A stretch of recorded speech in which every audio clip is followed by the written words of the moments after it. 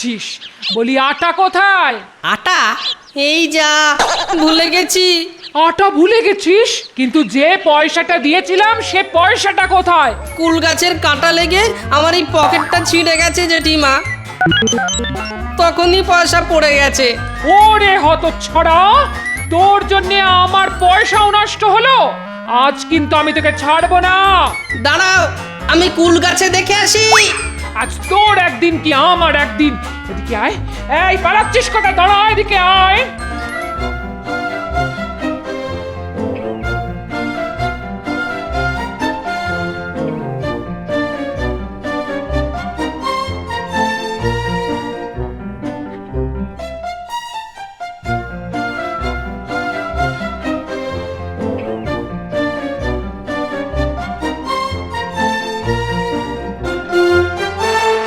এই তো দাদুকে পেয়ে গেছি। দাদু, আজ তো রাজসভায় ছুটি। হ্যাঁ রে, মহারাজ শ্বশুর বাড়ি গেছেন বলে ফকরসে একদিন ছুটি পেয়ে গেলাম। মহারাজ ছুটি দিতে পারেন, কিন্তু আমরা তোমায় ছুটি দেবো না গোপাল দাদু। তার মানে আজ কিন্তু আমাদের একটা গল্প শোনাতে হবে। গল্প? ওরে বাবা, আর কত গল্প শোনাবো বলতো? তোদের গল্প বলে বলে আমার গল্পের ভাড়ার তো শেষ রে। এসব কথা বললে শুনছি না। তুমি আমাদের গল্প দাদু, তাই তোমার গল্পের ভাড়ার কখনোই শেষ হয় না। হ্যাঁ দাদু, গল্প শুনবো, গল্প বলো। তা ছাড়বি না যখন, তখন শোন। বুঝলি, এই গল্প আমার ছোটবেলাকার গল্প। তোরা তো জানিস, আমার বাবা যখন মারা গেলেন তখন আমি ছোট, ধর এই 12 কি 13 বছর বয়স। আমার জ্যাঠামশাই এসে হাজির। তা শ্রাদ্ধ শান্তি মিটে যাবার পরের দিনই আমার মাকে বললেন, দেখো বৌমা, নেপাল যে এত তাড়াতাড়ি মারা যাবে এই কথা আমরা স্বপ্নেও ভাবিনি। যাই হোক, মৃত্যু তো কখনো বলে কয়ে আসে না। যখন ঘটনাটা ঘটেই গেছে, একটা কাজ করো। নেপালের এই বিষয় সম্পত্তি তোমার বা গোপালের পক্ষে তো দেখা সম্ভব নয়। এই সব কাজের জন্যে গোপাল বড়ই ছোট। তাই আমি বলছি যে তোমাদের জমি জমা বিষয় সম্পত্তি এখন আমার হেফাজতেই থাক। আমি বরং আইনি কাজগুলো মিটিয়ে আসি। এখন বলো, তোমার কি মত? আমি আর কি বলবো দাদা, আপনি যা ভালো বোঝেন। আমার বাবার জমি তুমি নেবে কেন জেঠু? মেলা ফ্যাচ ফ্যাচ করিস না তো গোপাল। এইটুকু ছেলে, তোর আবার বিষয় আশায় নিয়ে কথা কিসে? আমি যা করছি তোর ভালোর জন্যই করছি। তোদের সব জমি জমা এখন আমার হেফাজতেই থাকবে, আর তুই বড় হলে আবার সব জমি জমা তোদেরকে ফিরিয়ে দেবো। আমি সন্ধেবেলা সব আইনি কাজকর্ম করে নিয়ে ফিরে আসবো। এখন তবে যাই বৌমা। ঠিক আছে দাদা। মা, তুমি এটা কি করলে? জেঠুকে সব সম্পত্তি দিয়ে দিতে রাজি হয়ে গেলে? তোর বাবা তো চলেই গেছেন, উনি তো এখন আমাদের অভিভাবক।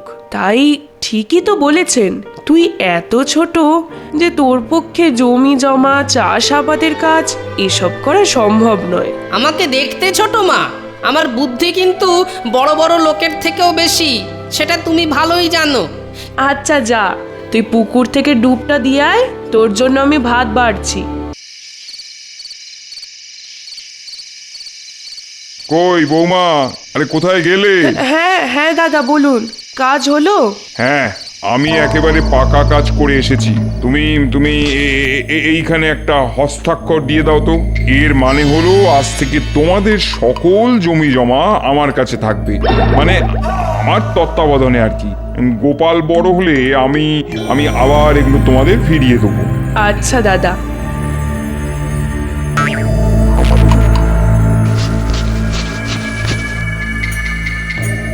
আপনি বরং একখানা কাজ করুন, গোপাল খালি খেলে বেড়ায়, পড়াশোনা করে না মোটেই।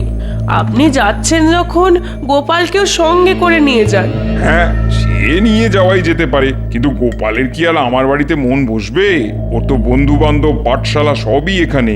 হ্যাঁ, সে তো আমিও ভেবেছিলাম, কিন্তু গোপাল নিজের থেকেই বলল। কি বললো গোপাল? গোপাল বলল ওইখানে পড়াশোনা না করে আপনার গ্রামে গিয়ে পড়াশোনা করবে। তা বেশ তো, গোপালের যখন ইচ্ছে হয়েছে চলুক আমার সঙ্গে। আর হ্যাঁ বৌমা, তুমি কিন্তু চিন্তা করো না, তোমাকে আমি মাসে বা 2 মাস অন্তর কিছু টাকা পাঠিয়ে দেবো, যাতে তোমার খাওয়া পড়ার কোনো অসুবিধা না হয়। ঠিক আছে দাদা। আর একটা কথা, গোপালকে সর্বদা চোখে চোখে রাখবেন। যা দোষী ছেলে আমার। সে তুমি চিন্তা করো না বৌমা, ওর জেঠিমা ওকে মায়ের মতনই রাখবে, আর আমি তো রইলুম। চলো জেঠু। ওরে বাবা, তুই তো দেখছি একেবারে তৈরি।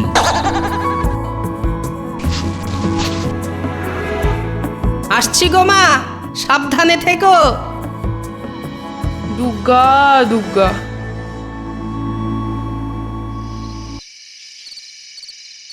দুটো মিষ্টি কথা বলে আমার মায়ের মাথায় হাত বুলিয়ে সব জমি জমা হাতিয়ে নিলে। এখন আমাকেও নিজের বাড়ি নিয়ে যাচ্ছ বুড়ো। এবার দেখতে পাবে গোপালের লেজে পা দেওয়ার কি ফল হয়। আমাকে ছেলে মানুষ বলে সব জমি হাতিয়ে নেওয়ার জন্যে তোমাকেও শান্তিতে থাকতে দেব না আমি। হ্যাঁ, আমার নামও গোপাল।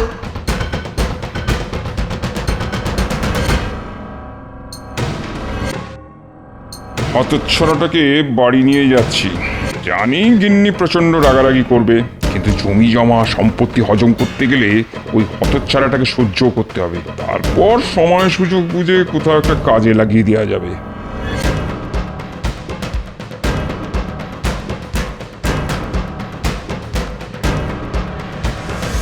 কই গিন্নি, এই দেখো কে এসেছে। মলোজা, অত চেঁচাচ্ছ কেন? বলি কি হয়েছেটা কি? এ কি গোপাল, তুই এখানে কি করছিস? গোপাল আজ থেকে এখানেই থাকবে। ওর পড়াশুনো বেড়ে ওঠার দায়িত্ব আমাদের। কেন, ওর তো বাপ মরেছে শুনলাম, এবার কি মাও? না না না না না না, তা নয়। গোপাল ছেলে মানুষ, তাই ওদের সব জমি জমার দায়িত্ব এখন আমার। আর যেহেতু ওর জমি জমার দায়িত্ব আমার, আর গোপালকে ওর মা একা সামলাতেও পারবে না, তাই গোপালকে নিয়ে এসেছি। গোপাল বড় হয়ে জমি জমার দায়িত্ব নিলে আবার নিজের বাড়ি ফিরে যাবে। ওহ, জমি জমার দায়িত্ব তোমার? বাহ বাহ বাহ বাহ বাহ, কি ভালো। তাহলে ঠিক আছে, থাক গোপাল এখানে থাক, মন দিয়ে পড়াশোনা করুক। গোপাল, মুড়ি খাবি? হ্যাঁ, আমি খেতে খুব ভালোবাসি জেঠিমা।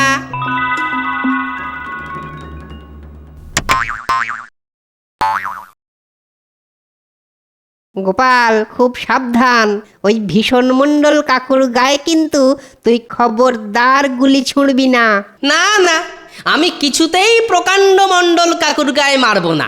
আচ্ছা ঠিক আছে, যাই হোক, ওই মণ্ডল কাকুর গায়ে ছুঁড়বো না। এই দেখ।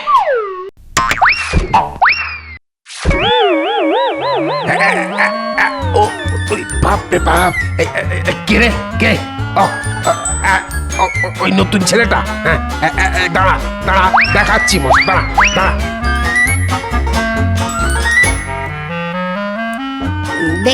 দেখলি গোপাল, তোকে অত করে বারণ করলাম।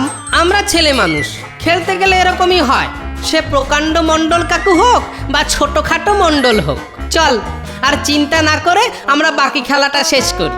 না ভাই, আমরা আর তোর সঙ্গে খেলবো না। তুই অন্য লোকেদের আঘাত করছিস, আমরা কাল অন্য খেলা খেলবো। বেশ, তাই হবে।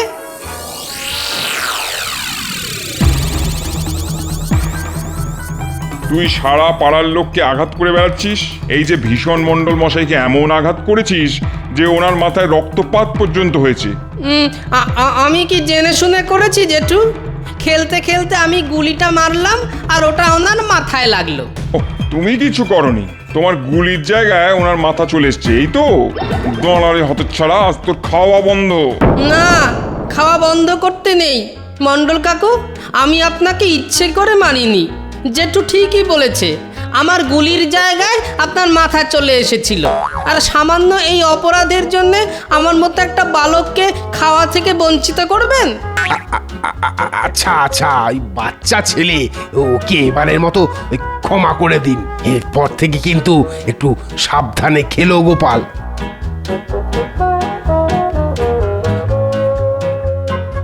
জেঠিমা, খিদে পেয়েছে, খেতে দাও। দিন রাত খেলা আর খাওয়া ছাড়া তো নতুন কিছু করছিস না দেখছি। তা খেতে না হয় দিচ্ছি, কিন্তু এবার থেকে কিছু কাজকর্মের চেষ্টা করো। আমি আর কি কাজ করব জেঠিমা? আমি তো ছোট ছেলে, তাই কাজকর্ম কিচ্ছু জানি না। আচ্ছা তুমি বলে দাও, কি কাজ করব? আহারে আমার ছোট ছেলে, বলি বদ বুদ্ধিগুলো তো নিজেই বার করিস, আর কাজের দায়িত্ব আমাদের। দেখা যাক তোর জন্য কি কাজ খুঁজে পাওয়া যায়। বলি শুনছো, গোপালের জন্য কিছু একটা কাজকর্মের চেষ্টা করো না বাবা। দেখছি কি করা যায়।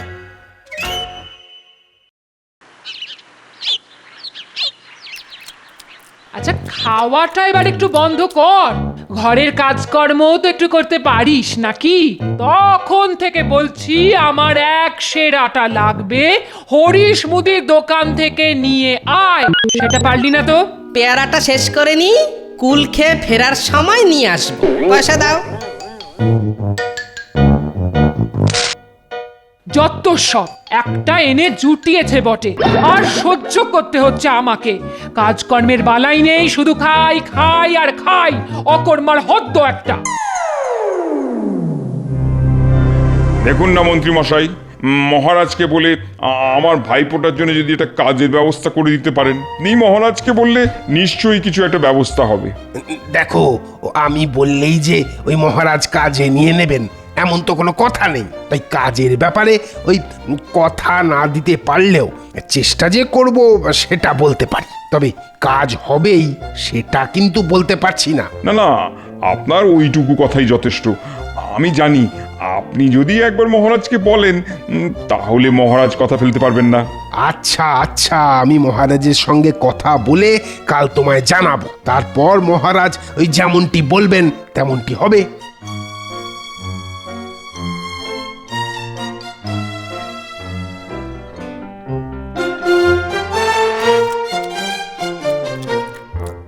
খুব তো কুল খাচ্ছিস, বলি আটা কোথায়? আটা এই যা, ভুলে গেছি। আটা ভুলে গেছিস? কিন্তু যে পয়সাটা দিয়েছিলাম সে পয়সাটা কোথায়? কুল গাছের কাঁটা লেগে আমার এই পকেটটা ছিঁড়ে গেছে জেঠিমা, তখনই পয়সা পড়ে গেছে।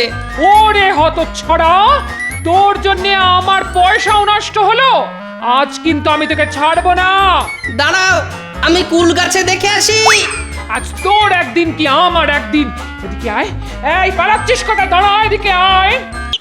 গোপাল, আমি তোর কাজের একটা ব্যবস্থা করেছি।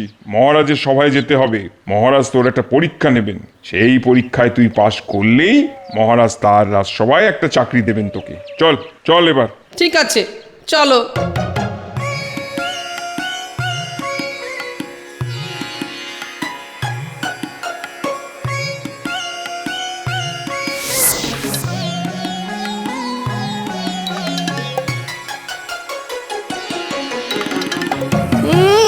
আমার জমি জমা থাকতে আমাকে যদি মহারাজের সভায় চাকরি করতে হয় আর পড়াশোনা লাটে তুলে দিতে হয়, তাহলে আর এখানে এলাম কেন?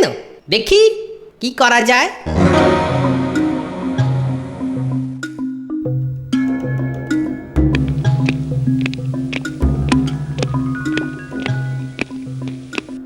মহারাজ, আমার পরিচিত ওই শ্রীপালের ভাইপো গোপাল এসেছে চাকরির ব্যাপারে। আপনি বলেছিলেন নিজে চাকরির ব্যবস্থা করে দেবেন। হ্যাঁ, তা তো বলেইছিলাম। আমার রাজসভায় একজন চাটুকারের প্রয়োজন। হ্যাঁ, ওই একটু ওই হাস্যরস না হলে কি আর ওই মহারাজের রাজসভা জমে? হ্যাঁ, কি বলো সভাকবি?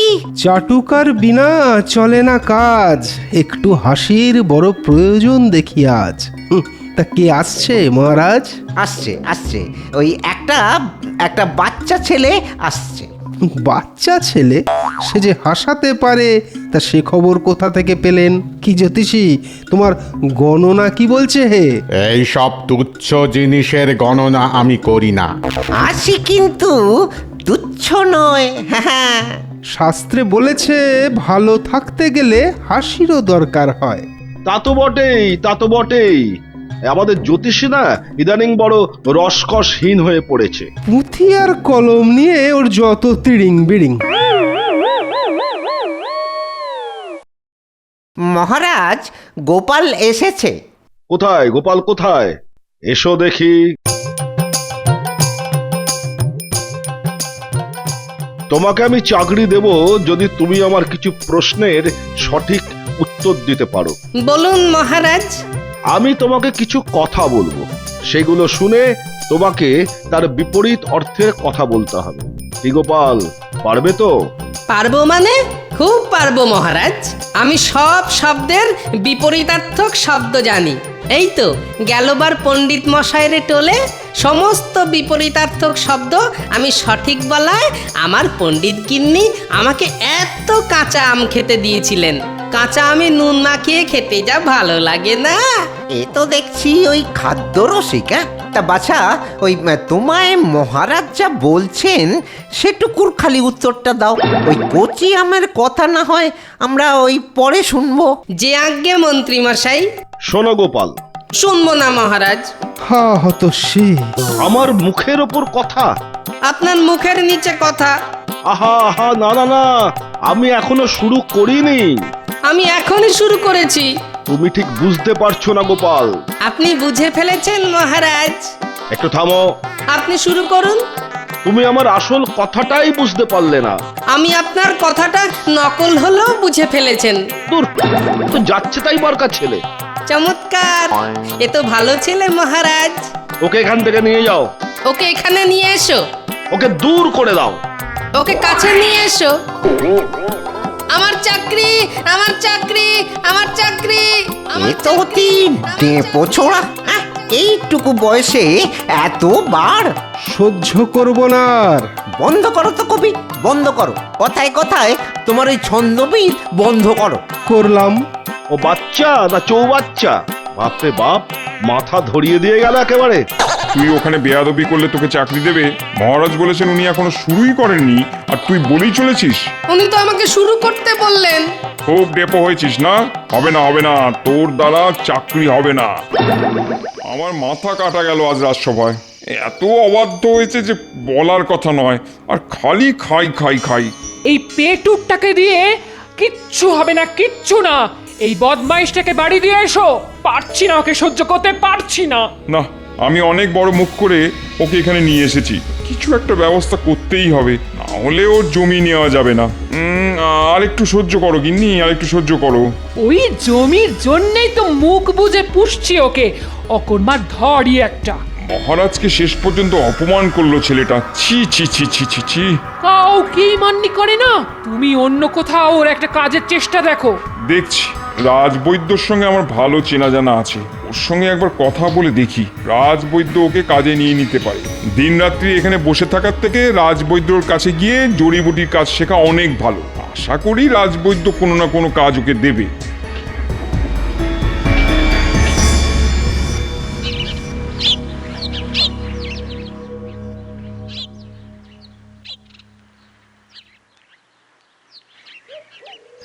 নমস্কার রাজবৈদ্য মশাই। নমস্কার নমস্কার। তা বলো, কেমন আছো শ্রীপাল? এই সকাল সকাল বৌমার শরীর ভালো তো? আগে আপনাদের আশীর্বাদে ভালোই আছে, তবে আমার একটা উপকার করতে হবে। হ্যাঁ হ্যাঁ, বলো বলো বলো, কি এমন উপকারের জন্য তুমি সকাল সকাল ছুটে এসেছো? বলো। বৈদ্যমশাই, এ হলো আমার ভাইপো গোপাল। গোপাল? বাহ, সুন্দর ছেলে। তবে তোমার স্থূলতা বেশ নজর কাড়ার মতো। এই বয়সে এত স্থূল হওয়া ঠিক না গোপাল, ঠিক না। হ্যাঁ, এই জন্যই তো দুশ্চিন্তা। স্থূলতা কমানোর উপায় নেই, কারণ ও কোনো কাজ করে না, খালি ঘরে বসে বসে থাকে, খায় দায় আর ঘুমোয়। তাই আমি আপনার কাছে নিয়ে এলাম ওকে। আপনি যদি ওকে কাজে রাখেন। হ্যাঁ, কাজ? হ্যাঁ, কাজের ছেলেরই আমার প্রয়োজন, কিন্তু ওকে তো একটা পরীক্ষা দিতে হবে। পরীক্ষা ছাড়া তো আমি কাজে রাখবো না। আগে বেশ তো নিন না পরীক্ষা। এমনিতে ওর মাথায় বেশ বুদ্ধি। এই বুদ্ধি দিয়েই তো জব্দ করব তোমায় জ্যাঠা বুড়ো। নিশ্চয়ই রাজবৈদ্য মশাই, আমি পরীক্ষা দিতে প্রস্তুত। আচ্ছা গোপাল, আমি তোমাকে 3টে রঙের বোতল দেখাবো। তোমাকে বলতে হবে প্রত্যেকটা রঙের নাম। তাহলে এটা কি রঙের বোতল বলো তো? লাল রং যদি নাচিনি আর মানুষ হলাম কি করে? এটা সাদা রং। সাদা? আশ্চর্য গোপাল, তোমার কি রং সম্পর্কে আচ্ছা বলো তো গোপাল, এটা কি রং? সবুজ বললেই তো চাকরি পাকা, তাহলে আর খাওয়া দাওয়া ঘুম হবে না, এখানেই বৈদ্যর সেবায় লেগে পড়তে হবে। এটাও সাদা। এ কি তুমি এটাও সাদা দেখছো? এ তো জটিল বর্ণরোগ বাঁধিয়েছো দেখছি। হ্যাঁ, বেশ বেশ বেশ। এইটা এইটা দেখতে পাচ্ছ? তা এটার রং বলো তো বাবা। আগে এটাও সাদা রং।